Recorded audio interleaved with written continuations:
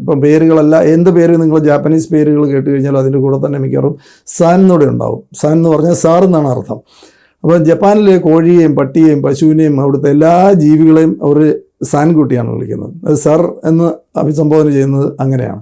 ഇതൊക്കെ ഒരു രാജ്യത്തിൻ്റെ സംസ്കാരത്തിൻ്റെ ഭാഗമാണ്. അപ്പോൾ തീർച്ചയായിട്ടും ആ ഒരു കാര്യത്തിൽ നമുക്ക് അഭിമാനിക്കാം.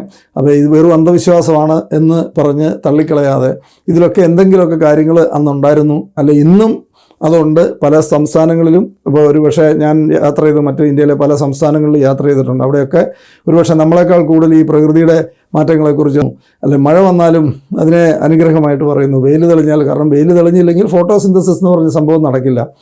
അത് അപ്പം വെയിൽ വരുന്ന സമയത്ത് ഭാഗ്യമായിട്ട് കാണുന്നു. നമ്മൾ പലപ്പോഴും ഒരുപക്ഷെ നമ്മൾ മുടിഞ്ഞ വെയിൽ എന്നായിരിക്കും ഒരു 10 ദിവസം മുമ്പ് പറഞ്ഞിരുന്നത്. അപ്പോൾ ഇപ്പം നമ്മൾ പറയുന്നത് മുടിഞ്ഞ മഴയെന്നായിരിക്കും പറയുന്നത്. ഈ ടെർമിനോളജി നമ്മൾ മാറ്റേണ്ട സമയം കഴിഞ്ഞു.